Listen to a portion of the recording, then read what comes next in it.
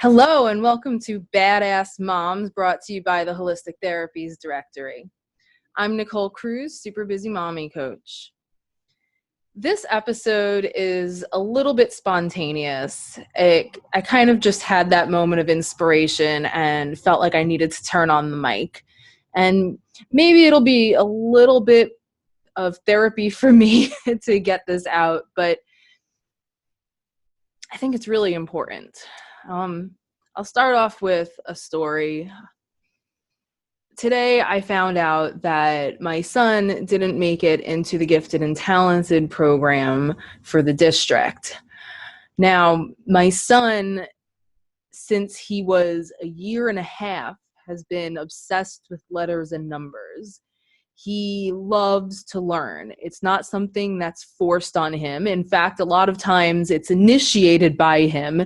You know, at a year and a half, before he could even speak, he would take my hand and point to letters on the bus or wherever we were and make me say them out loud to him. He asks me all the time, "Mommy, how do you spell this? Mommy, how do you spell that? Mommy, how do you spell that?" You know, he's very curious and he's very academic, and that's his natural gift, and it's something that he loves. And so the way I see it, and admittedly this is probably the coach in me, if that's his fire within him, it's my job as a mom to let it blaze. I have to put it in an environment where it will blaze. I need to do everything I can to maximize this talent and passion that he has, and it could be, if it was art, then I would be doing everything I could to get him to do art and to work with really great artists. If it was sports, I would be doing everything I can to get him into the little leagues and to have, great people in the neighborhood mentor him in sports. It's academics with him. And so for me, it's really important to get him into the best school I can. And his experience in his school this year was kind of challenging. It's a lot of people who, a lot of them are extremely caring. I feel that there was too much of a focus on the one or two areas where he's struggling, instead of trying to maximize all of those academic areas where he's ahead. And it's not what I envisioned for him. And so I've been really trying hard to maximize my income, to increase my income, to be able to have more choices for his schools. I know there are charter schools, but one of the challenges is childcare. Childcare options that fit my work schedule are very rare. And I mean, there's just a lot of considerations here, budget, things like that. And so I've been trying to increase my income to the point where I have more options. And I wasn't able to do it in time to get him into a different kindergarten. And so my hope was this Gifted and Talented test. And I found out maybe 20 minutes ago that he didn't get in. And, so I'm kind of crushed. And, I text his dad, text my mom, the people who I know would want to know immediately. And, one of the responses that I get is, well, don't beat yourself up about it. And this happens often. It happens if I have a setback with my business. It's like, well, don't beat yourself up about it. Look how much you're handling all by yourself. Or, if anything happens with Eric, well, don't beat yourself up about it. Look at, you're a single mom. Look at all you're doing. And that response is part of a mindset that I refuse to adopt. And hear me out. This is not me being hard on myself at all. It's actually quite the opposite. And again, I love the people who tell me that, because there are times when I can be beating myself up a lot. But usually in these moments that I'm talking about, it's not that. It's something different. And so I want to talk about this mindset because I think it's extremely important if you want to create the life that you love. Okay, so the comments that I'll usually get, you don't beat yourself up, stop being so hard on yourself, how much can you expect from yourself, it's too much for one person to handle, look at all you're already doing, things like that. It's about how I feel about myself. And so I'm going to argue in this podcast that how I feel about myself is irrelevant. It's not even a concern. I'm not thinking about how I feel about myself in those moments. Okay, that's, first of all that can do, if I try to blame myself or if I spend energy trying to make myself feel better about myself, that's a waste. That's a waste of mental power. That's a waste of energy. Instead, I'm saying banish your ego completely. And it is going to make room for the innovation that will allow you to solve what seems impossible and get the results you want. Okay? There is no room for that. Okay? So I do this. I literally, in those moments, it kind of catches me off guard when I get those comments, because that is the last thing I'm thinking about. And I usually say that. I'm like, but it's not about that. How I feel about myself is irrelevant. What matters is the result I'm going for. I didn't get that result. And you're like, yeah, but you're being so hard on yourself. No, I'm not being hard on myself. That's the result. I did not get the outcome that I was going for.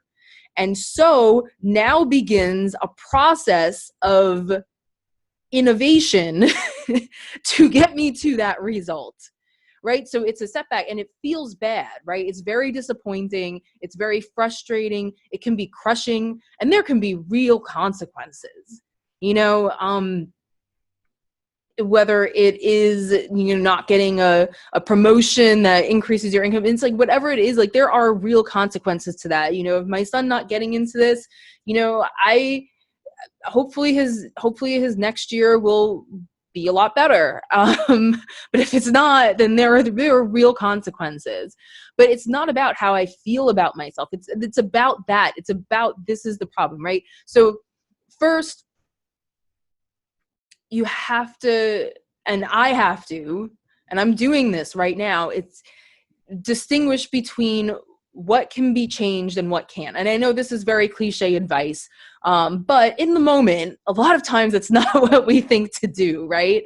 But so immediately, think about this. I talk about mindfulness a lot in this podcast, and this is a habit to start. Make it an affirmation for yourself, or put it on a note where you'll see it every day so that it becomes a mental habit. But in those emotional times when your rational side of your brain, the side of yourself that you like the best, isn't necessarily going to be what's coming to the surface. Pay attention to what can be changed, what you have control over, and what you don't. Okay, now this isn't about making excuses, because I'm going to get into that in a minute. No excuses. I don't care if people say it's impossible. That's why you innovate. That's what all of the most successful people in history have done, and why we remember their names. In a lot of cases, it's because they innovated something that seemed impossible, okay? So that's very important. Distinguish, what do you have control over? What don't you have control over? And be very liberal in the part of what you do have control over. Like, no, you can't determine someone else's behavior, but you can influence other people's behavior. No, you can't change your job by tomorrow in most cases. Maybe you can in desperate circumstances. You never know what you can do. Get out there on LinkedIn, reach out to all your friends. In a desperate circumstance, maybe you could make it happen. But in most cases, no, you can't necessarily change your job and change your career situation by tomorrow. And maybe it wouldn't even be responsible for you to say, do like those celebrated entrepreneurs who just take this leap of faith and then they end up in the books, but you don't read the books about the ones who took the leap of faith and it didn't work out, right? So maybe that's not the course for you, but you can make a 5-year plan, right? You can make a 10-year plan. And then, yeah, that's can be discouraging to think that far ahead, but in 5 years without a plan, you're still going to be where you are. Whereas with the plan, you might have actually accomplished what you want, right? So be very liberal in deciding what you do have control or at least influence over. And then the things where you really can't control it, like it's raining on your wedding day, you let go of that fast. And this is a mental discipline. It's not easy to let go. Our brains want to go into the what if, but if this, but if that, but if that one little tiny, it's like, no. This is a mindfulness thing, right? Our monkey brains want to do that, and we need to be disciplined. We need to recognize our monkey brains are doing it. Don't beat yourself up. That's a waste of energy. We've gone over that. No beating yourself up. Just put an end to it. Take that monkey brain and imagine lowering the volume and putting your focus on something else that's more productive. Doesn't mean that the monkey brain stops talking, but your focus, what you're paying attention to, is what's more productive. Okay, so now you've identified the outcome that you want, a problem that you may be facing, an obstacle that may be there. You take responsibility. And this is something that I think confuses a lot of people, because taking responsibility is very different from accepting blame. Those are two completely different things. It doesn't matter if it's your fault. You take responsibility means that you're saying, you know what? I'm going to own this and do everything I can to affect the outcome so that it turns into what I want. Okay? So it doesn't matter what life throws at you. Taking responsibility says, I have to figure out the solution. It doesn't matter what the world throws at you. It doesn't matter what the people around you throw at you, who wants to undermine you, who is a negative influence. Like, it doesn't matter if what Mother Nature throws at you, any of that stuff. You quickly move past the things you absolutely can't control, and then you take responsibility for the rest. Okay, because if you don't take responsibility for the outcomes that you want in your life, if you don't take responsibility for creating a life that you love, who is going to do it for you? Okay? It's very important. This is not being harsh. Love yourself. I said, don't blame yourself. You don't take the blame out of it, but take responsibility. Taking responsibility is empowering because it says that you can have an effect on your future. You can change your future, and you have a big hand in determining your future. You have two choices when things go wrong. Okay, this is very important. You have two choices. You can either accept things as they are, move past, no what ifs, no hating it, no downward spiral, right? You accept things as they are, or you do your damn best to make them the way you want. Complaining about the way things are is counterproductive, and you know that. If you're listening to this podcast, if you've gotten to episode 6, you know that, and you already accept that. Okay, and it's okay to have venting sessions. Get it out.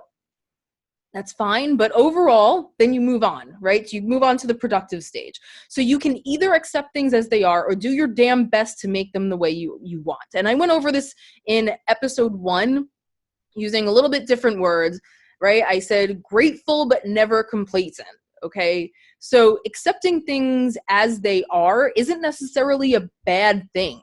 We have to choose how to use our energy, right? We have to choose how to use our resources. And so choosing to accept things as they are is also very empowering. you're choosing what to accept, right? In some cases, you have no control over it. So it's really just a save of energy, mental and emotional energy. But when you do have control and you choose to accept things as they are, it's empowering, because all of a sudden you appreciate the things just as they are, because you recognize what it would take in order to make them different, and realize that you don't want to do that, or you don't actually want that. You would prefer it as it is. And so you accept it, and then you kind of have some gratitude and appreciation for the situation you're in. There's nothing wrong with doing that. Accepting things the way they are doesn't mean that you're not progressing. It means you're focusing your energy where it's most important to you. So don't take it as a bad thing. I literally mean you have one of two choices. I'm not saying that in a condescending way or as a leading question. You have two choices. Accept things as they are. And if you do, then be happy about it, right? There are a lot of things I never thought I would be happy about, and now I am absolutely loving. And, you know, some of it, like having to work long hours, it was like, it's like, you know what? I am so lucky to have a job that allows me as a single mother to work within daycare hours, not take any work home with me, and make enough to support me and my son with everything we need, and even be able to go on vacation every once in a while without having to go move into my parents' house or take money from them because they're getting ready to retire, and I don't want to do that, even though I'm so fortunate to have loving parents who would be happy to help. It's, you know, I feel so lucky to have that, you know, and I never would have thought about it until I stepped back and looked at, do I want to change this, and realized, no, this is fantastic. I'm going to hold on to this for a while. Right. And so, you know, a lot of people don't know, like, yeah, I have a day job because I started this business. It's relatively new, and I'm growing it slowly because I don't want to take a leap of faith. I don't think that's what's best for me and Eric.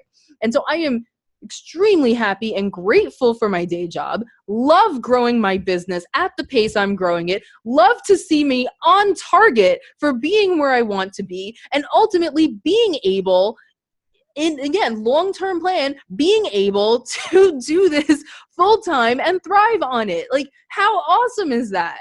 I'm not going to sit here and complain about where I am now. No, you accept things as they are, or do your damn best to make them the way you want. Now, if I accepted them like that forever, I wouldn't be very happy with myself. So that's why I have the long-term plan, which I think is the best one, which is going, you know, which is very rewarding and practical and low stress in certain ways, obviously, you know, mom life. But, you know, I have this plan to create this kind of fairy tale life I always wanted, and to see it starting to happen bit by bit, going according to my long-term plan. Yeah, you know what? I'm happy with things the way they are. Okay? So yeah, accept things the way they are, or do your damn best to make them the way you want. So the things that I can't change right now, I'm happy to accept them the way they are. And what I can change, I have a plan to change it, and I'm doing my damn best to make it happen. Okay, now, when this happens, you find yourself in that situation, I don't care if they say it's impossible. I don't care if it's too much for one person to handle. And I don't care if it's crazy. You only have those two options. Accept things as they are, or do your damn best to make them the way you want. Once again, I don't care if they say it's crazy. I don't care if it's too much for one person to handle. I don't care if it's impossible, unless it's literally impossible, but usually it's not. Those are your only two options. So choose wisely. So now if you choose that you want to do your damn best to make things the way you want, you have to get down to the core of what is needed. Sometimes this is the same as getting to the core of the problem, but in a lot of cases it's not. Okay, so for example, super busy mommy workout. What's the core of the problem? Moms don't have time. I'm not saying all moms, but some moms don't have any uninterrupted time in their day to do workouts. And they're already sleep deprived. And so taking that time out of the little bit of time they have to sleep isn't the best answer, okay? They literally don't have time to do a workout. When they try, which they do, I know so many of them who are doing their best. It's like, well, this one just spilled this one just got a boo-boo, this one is about to drink bleach. It's, it's mom life, okay? So there's the problem. Now, getting down to the core of why they don't have enough time can lead you in certain directions. Well, maybe they should downgrade their lifestyle and quit their job. Maybe they should, hire. And like, those are great solutions to consider. But I ended up going in a different direction. And here's where innovation can come, right? So is a workout, for those of you listening to the audio only, I'm doing air quotes, is that really what is needed in order for busy moms to get fit? Now, I have a background in personal training, and I know a lot about exercise science. So if you go back to that, and this is where I think having an expert you can go to, or being innovative in who you ask for information, can be helpful.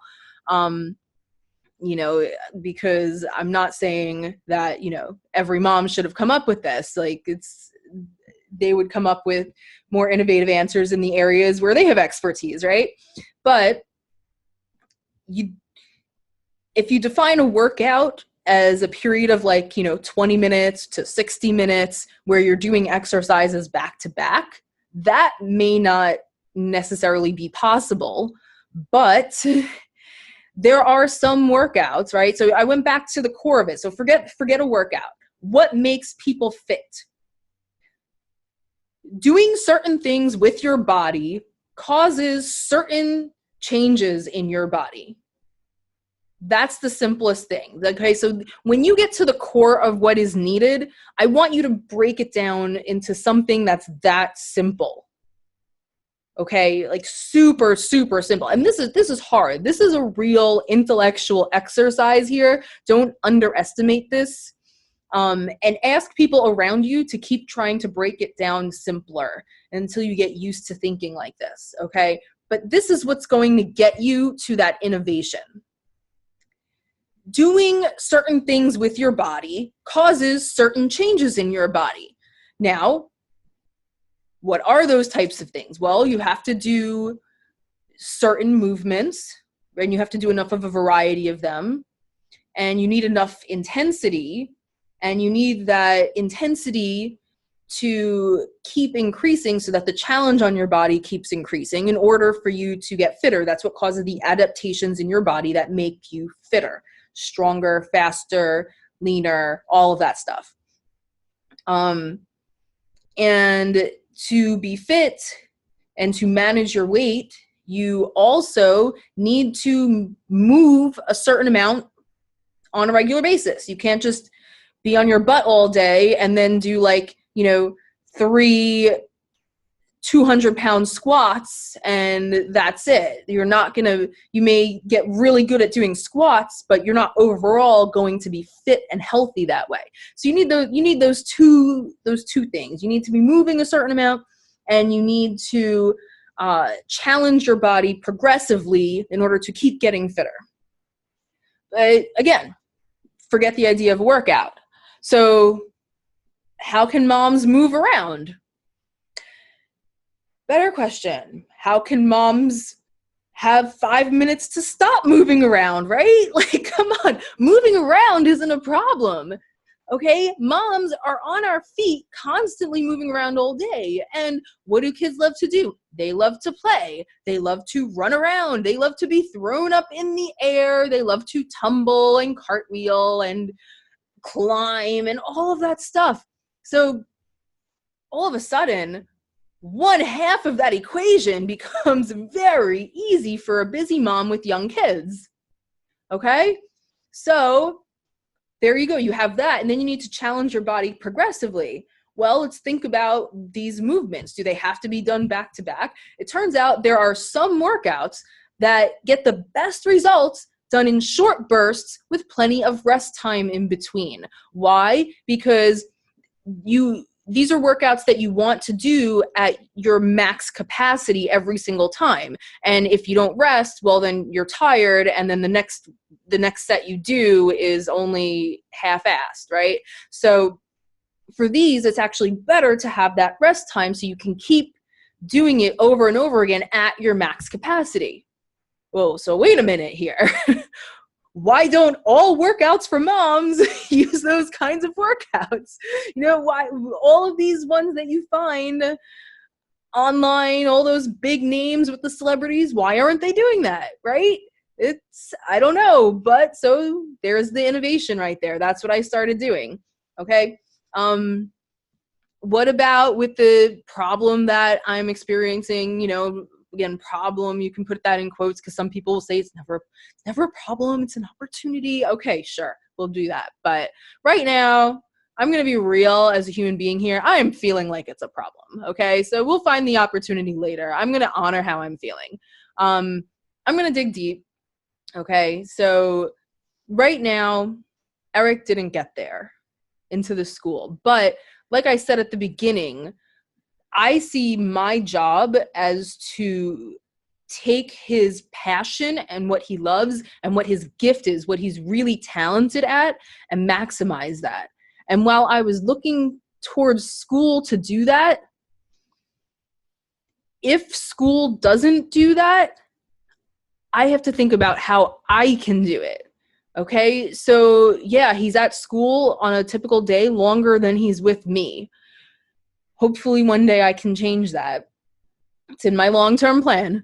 But I can instill in Eric a curiosity and a love of learning. He already has that. But I can grow that. I can foster that. I can promote it. And I can teach him, just like I did before he started school, and I can challenge him in a fun way.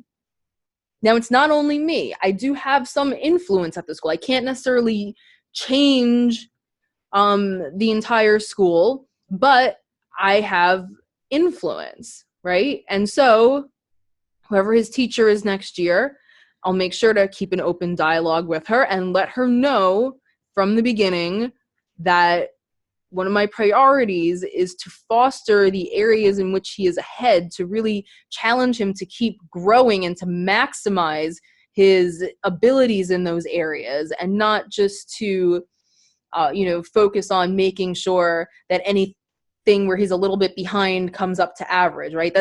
Yes, we want to do that, but we don't want to then just forget about everything he's really good at because, oh, well, that's fine, he's ahead. No, that we want to focus on that too, right? So I can communicate my goals for my child and hope that the people at the school respect that. Maybe even, they're like, yes, I agree. Let's do it. Let's take this kid. Let's make him even further ahead, hope, fingers crossed, right?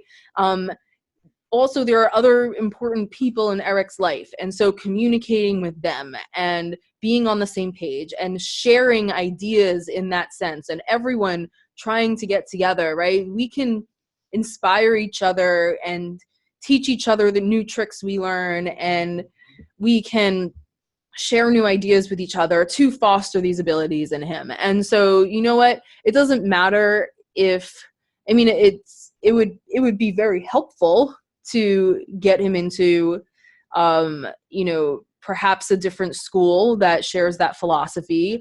And that can be a long-term goal, but for the short term, what's needed isn't a school. What's needed is for Eric to be challenged consistently and to have his curiosity and love of learning fostered. And that can happen in many different ways. And so my job now, instead of focusing so much on getting him into this gifted and talented program, my job is to focus on being better as his teacher at home, being better at instilling curiosity in him, being better at fostering his love of learning, and being better at teaching him and challenging him in a fun way. So my focus has shifted.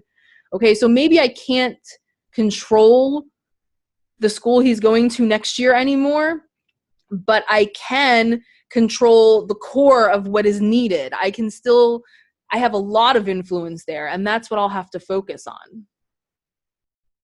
So anyway, this, as I said, was sort of an off-the-cuff inspired, episode where I just had the inspiration and felt like I needed to turn the mic on. And admittedly, some of it was stuff that I just needed to hear myself. But I hope that it's helpful for all of you out there. And, this is really one of the things that makes you a badass mom, okay? It makes anyone a badass. Banish your ego, and it will make room for innovation, which will allow you to do the impossible. Stop worrying about how you should feel about yourself. Don't even make it a concern.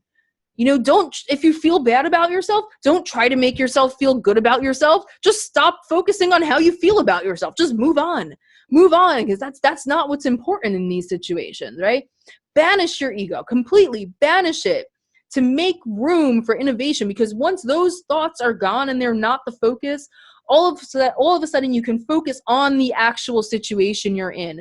Focus on finding the core of what needs to happen, which may or may not be the same as the core of the problem, the core of what needs to happen for you to create the life you love, for you to get to the place where you want to be, for you, for your family, for whoever you're working for. And then innovate. That's where those creative thoughts come from. This is where you sit down, you get help from everyone in your life, get to the core of this problem, make it so simple. So simple, no fancy terms, no multiple sentences, really keep it as simple as you possibly can. And once you've gotten there, all of a sudden, solutions become much clearer, innovation happens seemingly on its own, and you are one step closer to that life that you love for you and for your loved ones. So my favorite badass moms, thanks for listening to the Badass Moms podcast, where we are stopped by nothing. Brought to you by the Holistic Therapies Directory. You can check it out at holistictherapiesdirectory.com. Whether you are a practitioner looking to share what you do with the world, or you are somebody who is looking for the services of anyone from an acupuncturist to a personal trainer to a nutritionist to a holistic doctor, you'll find them on the Holistic Therapies Directory. You can also listen to the Optimizing Human Potential, Mind, Body, and Soul podcast, also brought to you by the Holistic Therapies Directory and hosted by myself and John Kempf. So check that out. As always, if you enjoyed this episode, please subscribe, leave a rating and review. That's the best thing you can do to help us get the word out there. This is still very new, and you who are listening are going to be the ones who help determine the future of what we're doing. So if you believe in the mission of the Holistic Therapies Directory, of Super Busy Mommy Coaching, please share, rate, and review, and subscribe. Thank you very much. Look forward to chatting with you next time.